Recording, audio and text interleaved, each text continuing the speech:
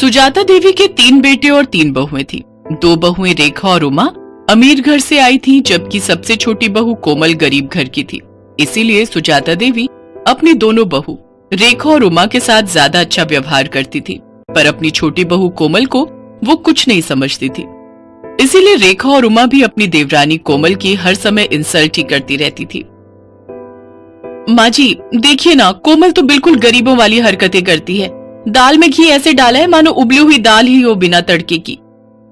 और रोटी तो देखिए माँ जी, रोटी में घी भी नहीं लगाया, सूखी रोटी आगे रख दी। कोमल इधर आ, मैं तुझे अभी बताती हूँ। अरे तू गरीब घर से आई है तो तू हमें भी गरीब समझने लगी है क्या? जब घर में किसी चीज की कोई कमी नहीं है तो तू इतनी कंजूसी क्यों करती है? हाँ, आज तूने खाने में देसी घी क्यों नहीं डाला? माँ जी देसी घी खत्म हो गया है, जो था वो मैंने यूज कर लिया। माँ जी अभी 2 दिन पहले ही तो देसी घी आया था, इतनी जल्दी इसने खत्म भी कर दिया। कहीं ये देसी घी खुद तो नहीं खा जाती, क्योंकि इसने मायके में तो कभी देसी घी खाया ही नहीं होगा। नहीं माँ जी, घी तो रखा था, पर कल रेखा भाभी और उमा भाभी ने मुझे पिन्नियां बनाने के लिए बोला था, तो सारा घी पिन्नियां बनाने में ही लग गया। अरे अब तू मेरी बहुओं के खाने पर भी नजर लगाएगी? तेरी इतनी हिम्मत? अरे तू गरीब घर की है, इसीलिए तू ऐसी हरकतें करती है। चल जा यहाँ से। रेखा बहू, लाला को फोन कर दे, नौकर के हाथ 5 किलो देसी घी भिजवा देंगे। कोमल रोती हुई रसोई में चली जाती है। उससे अक्सर ही ऐसे अपमान सहने पड़ते थे। नया साल आने वाला था। घर में नए साल की पार्टी की तैयारी चल रही थी। रेखा और उमा दोनों ने ही अपने मायके वालों को नए साल की पार्टी के लिए इनवाइट किया हुआ था। बस कोमल के ही मायके वाले रह गए थे। माँ जी हमने अपने अपने घर में तो सबको बोल दिया है नए साल पर आने के लिए, पर कोमल के घर वालों को बोलना भी रह गया है। कैसे करना है फिर? अरे छोड़ो ना, उन भिखारियों को बुलाने की क्या जरूरत है? पार्टी में तुम दोनों के घर से सब लोग आ जाएंगे। अब तुम्हारे मायके वालों में और कोमल के मायके वालों में बहुत फर्क है। नहीं माँ जी, ऐसा मत कीजिए। मैं तो कहती हूँ इसके मायके वालों को बुला ही लेते हैं। सबके सामने उनका ऐसा अपमान करेंगे कि ये हमेशा याद रखेंगी। कान इधर लाइए, मैं आप सबको समझाती हूँ। रेखा और उमा अपनी सास के साथ मिलकर कोमल के मायके वालों को अपमानित करने की योजना बनाती हैं। बहू, घर में नए साल की पार्टी है। रेखा और उमा के मायके वाले भी आ रहे हैं, तो मैं चाहती हूँ कि तुम भी अपने मायके वालों को न्योता दे दो। इस बार नया साल हम सब मिलकर मनाएंगे। जी माँ जी, मैं फोन कर देती हूँ। अब आएगा मजा, आने दो इसके मायके वालों को। कोमल को जरा सी भी भनक नहीं थी कि उसकी पीठ पीछे उसकी सास और जेठानियां उसके खिलाफ क्या षड्यंत्र रच रही है। 31 दिसंबर का दिन आ जाता है। कोमल के ससुराल में पार्टी की तैयारी चल रही थी। रेखा और उमा के मायके वाले आने शुरू हो गए थे। रेखा और उमा ने रसोई में घुसकर तक नहीं देखा, वो तो अपने मायके वालों के साथ ही बातों में लगी हुई थी। कोमल बहू, मेहमानों को पकवान परोस दिए ना? अच्छे से घी मिर्च मसाले बढ़िया डाले हैं ना? कोई कंजूसी मत करना। मेहमान खुश होकर जाने चाहिए। और तुम्हारे माता पिता भाई बहन सब कहाँ रह गए? बड़ी देर कर दी उन्होंने आने में। वो लोग भी समय पर आ जाते तो पार्टी का मजा ले लेते। जी माँ जी, मैंने सबको खाना परोस दिया है और वो मम्मी से मेरी बात हुई थी, बस पहुंचने वाले हैं। तभी कोमल के मम्मी पापा और भाई बहन आ जाते हैं। नमस्ते जी, नमस्ते। आओ आओ, बड़ी देर कर दी आप सबने आने में। आज 31 दिसंबर की वजह से बहुत भीड़ थी, ऑटो भी नहीं मिल रहा था। बड़ी मुश्किल से ऑटो मिला तो हम पहुंचे हैं। हाँ हाँ, मैं तो भूल ही गई थी। वो रेखा बहू और उमा बहू के घर वाले गाड़ी से आए हैं ना, तो मुझे आप लोगों का ध्यान ही नहीं रहा कि आप लोगों के पास तो गाड़ी ही नहीं है, और आप लोगों की तो इतनी हैसियत भी नहीं है कि गाड़ी खरीद सको। खैर छोड़ो, आओ आप सबको रेखा बहू और उमा बहू के घर वालों से मिलवाती हूँ। समधन जी, ये कुछ मिठाई लाए थे नए साल के आने की खुशी में। रख दीजिए। वैसे हमारे घर तो वो बड़ी दुकान है ना जो बाजार में है, वहीं से शुद्ध घी की मिठाई आती है। देखते हैं, अगर हमने नहीं खाई तो घर के नौकरों को दे देंगे, उनका भी तो नया साल है। कोमल सब सुन और समझ रही थी। वो अब तक ये जान चुकी थी कि उसके मायके वालों का बहुत अपमान हो रहा है, पर वो उस समय चुप रही। कोमल की जेठ जेठानी अपने अपने घर वालों की आवभगत में व्यस्त हो गए। सूरज ये सब देख रहा था। कोमल, अपने मम्मी पापा के लिए भी प्लेट लगा दो, सब लोग खाना खा रहे हैं। तुषार, ज्योति, चलो तुम लोग भी खाना खा लो, चलो। जी हाँ, बस मैं लगा ही रही हूँ। मम्मी पापा, तुषार, ज्योति, आओ बैठो, मैं आप सबको भी खाना परोस देती हूँ। कोमल जैसे ही खाना लेने रसोई में जाती है, वो देखती है सारे बर्तन खाली थे, उसमें खाना था ही नहीं। कोमल घबरा जाती है। अरे, बर्तनों में तो खाना ही नहीं है, मैंने तो बहुत सारा खाना बनाया था। क्या हुआ कोमल, तुम परेशान क्यों? अपने घर वालों के लिए खाना लगाओ, अच्छा नहीं लगता वो सब ऐसे ही बैठे हुए। क्या खाना लगाऊं? खाना तो बचा ही नहीं है। मैंने इतने सारे पकवान बनाए थे, बल्कि ज्यादा ही बनाए थे। रसोई में तो कुछ भी नहीं है। अच्छा नहीं लगता सबसे इस बारे में पूछना। रुको, मैं कुछ करती हूँ। पर ऐसा कैसे हो सकता है? अगर तुमने ज्यादा खाना बनाया था तो आखिर खाना खत्म कैसे हो गया? मैं अभी माँ और भाभीियों से ये बात पूछता हूँ। नहीं नहीं, अच्छा नहीं लगता, सब मेहमानों के बीच में बैठे हैं। कोई नहीं, मैं सबके लिए कुछ और बना देती हूँ, थोड़ी देर लगेगी। रुको, मैं बाजार से कुछ ऑर्डर करता हूँ। तुम कहाँ इतनी जल्दी जल्दी सब कुछ बना पाओगी? नहीं नहीं, बाजार का मंगवाओगे तो सबको पता चल जाएगा। आप टेंशन मत लो, मैं कुछ बना लेती हूँ। कोमल के मायके वाले बहुत देर तक बैठे रहे। कोमल सूरज को कुछ मंगवाने के लिए भी मना कर रही थी, क्योंकि उसके मम्मी पापा वगैरह को तो ये बात पता थी कि कोमल ने सारा खाना घर पर ही बनाया है। कोमल अपने मम्मी पापा का सम्मान रखने के लिए जल्दी जल्दी पूड़ियां और साथ में आलू की सब्जी बनाने लगी। तभी उसकी सास और दोनों जेठानी रसोई में आ गई। अरे कोमल, तुम ये पूड़ियां क्यों तल रही हो? इतना सारा खाना तो बचा हुआ है। अरे भाभी, आप समझते क्यों नहीं हो? कोमल अपने मम्मी पापा, अपने भाई बहनों को गरम गरम खाना खिलाना चाहती है। इसने हमारे घर वालों को तो ठंडा खाना खिला दिया, अब अपने घर वालों को बढ़िया पकवान खिलाना चाहती है।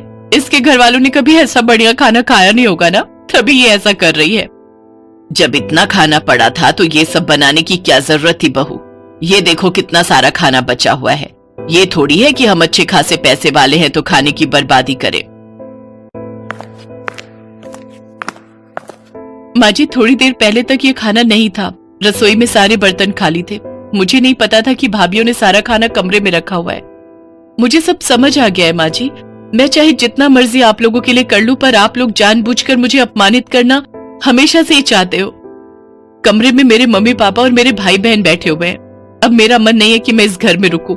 मैं उन लोगों के साथ अपने घर जा रही हूँ, अपनी माँ के घर। मुझे तो ऐसा लगता है कि यहाँ पर कोई मेरा अपना है ही नहीं। सूरज जी, मैं यहाँ नहीं रुक सकती। जहाँ इज्जत नहीं हो वहां से चले जाना ही अच्छा है। रुको कोमल, तुम अकेली नहीं जाओगी, मैं भी तुम्हारे साथ चलूंगा। अब हम यहाँ रहेंगे ही नहीं। जहाँ मेरी पत्नी की इज्जत नहीं, वहां मैं भी नहीं रह सकता। मैं भी कब से अपने आप को रोक कर बैठा था। अरे सूरज, ऐसा नहीं कहते। कोई बात नहीं, छोटी छोटी बातें होती रहती हैं। कोमल, गुस्सा थूक दो। और माँ, आप सब भी नए साल के दिन इस तरह की हरकतें करके घर में क्यों सबका मूड खराब कर रहे हो? कोमल, शांत हो जाओ, अभी मेहमान चले जाएंगे, उसके बाद हम कल बात करेंगे। कोमल की सास और जेठानियां यही सोच रही थी कि शायद उन्होंने कुछ ज्यादा ही गलत कर दिया, पर अब बहुत देर हो चुकी थी। सूरज और कोमल ने अलग रहने का फैसला कर लिया और कुछ ही दिनों बाद वे दोनों अलग रहने चले गए। कोमल की सास और जेठानियों को बाद में खुद पर पछतावा होने लगा, क्योंकि कोमल के रहते उन्हें कोई काम ही नहीं करना पड़ता था।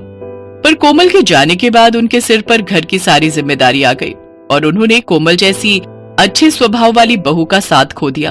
कोमल अपने पति सूरज के साथ अपने छोटे से घर में सुकून से नए साल में नई जिंदगी की शुरुआत करती है।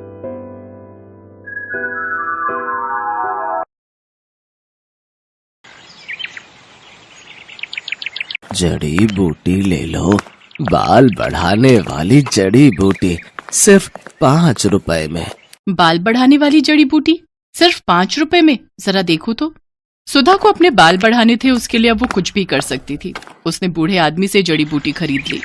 उस आदमी ने कहा, इस जड़ी बूटी को जोर जोर से पीसना, पीसने से तेल निकलेगा।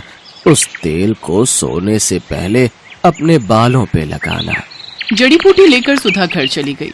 तभी सुधा जड़ी बूटी पीसकर तेल निकालकर और उसे अपने सर पर लगाकर सो गई। और अगले दिन सुबह नींद से उठने के बाद उसने देखा उसके सर पर जितने भी बाल थे वो सब झड़ गए हैं। सुधा ये विश्वास नहीं कर पा रही थी।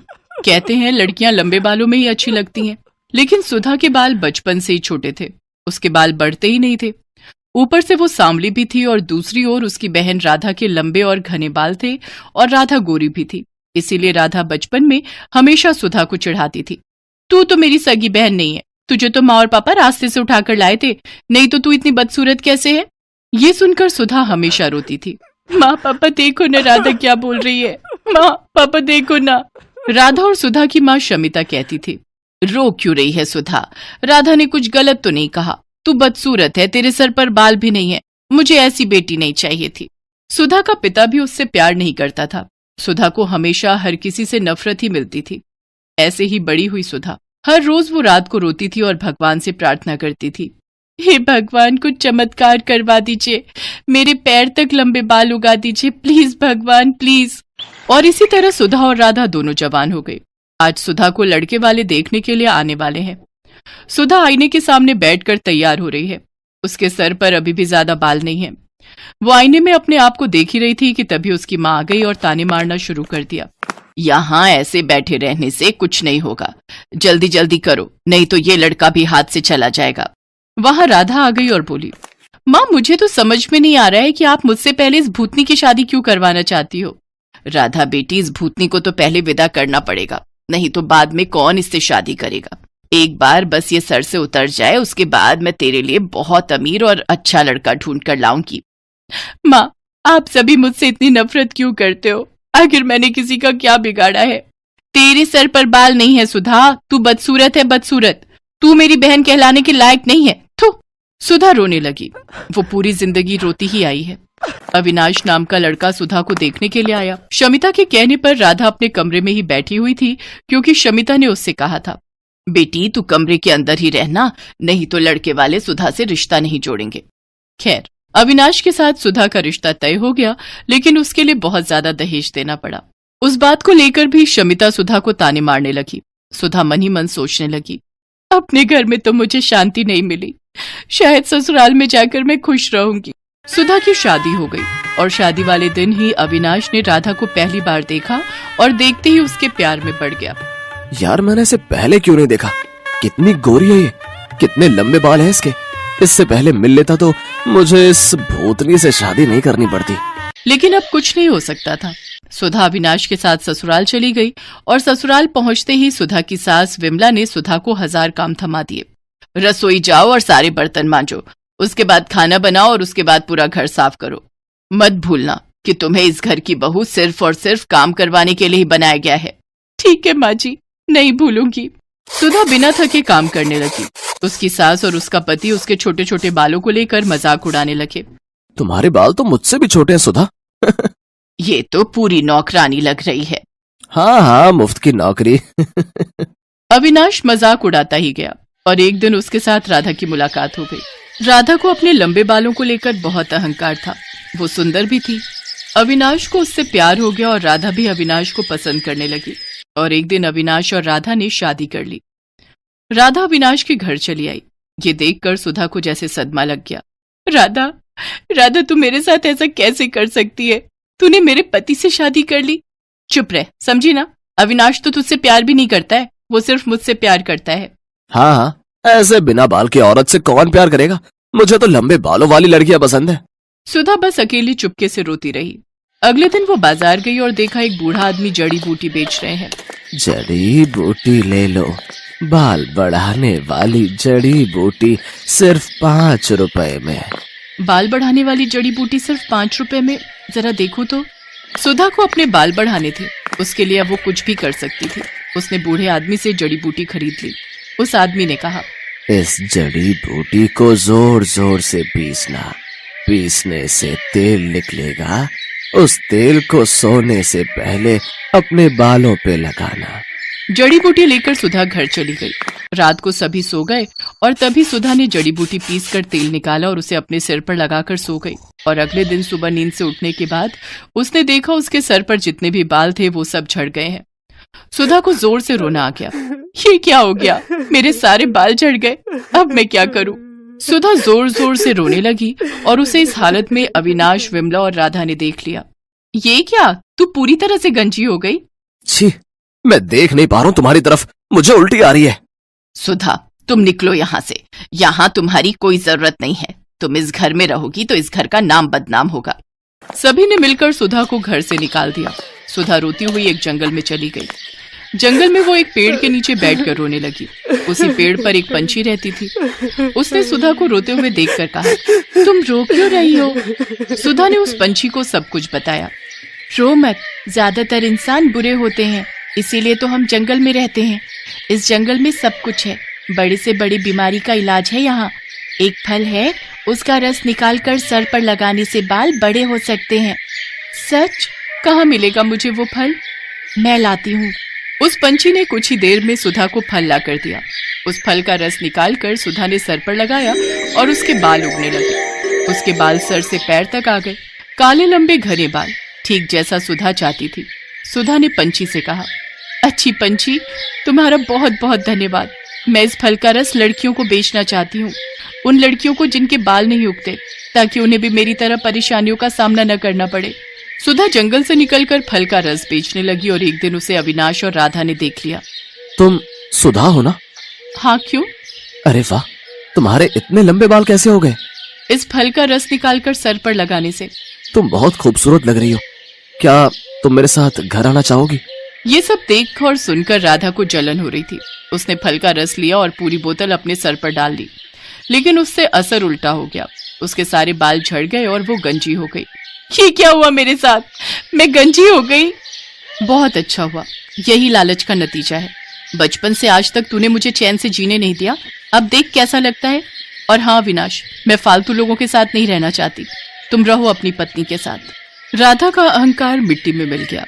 अविनाश को भी गंजी राधा के साथ ही रहना पड़ा और फल का रस बेचकर सुधा बहुत अमीर बन गई। चारों तरफ उसके बाल के चर्चे होने लगे और वो खुशी खुशी जिंदगी बिताने लगी।